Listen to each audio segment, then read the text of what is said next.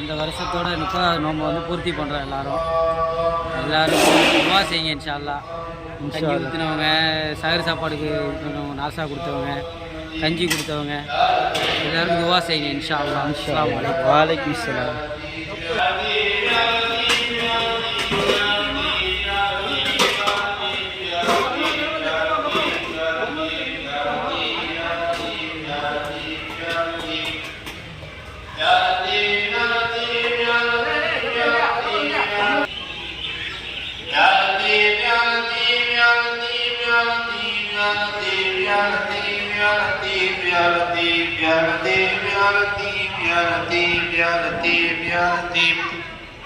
Ya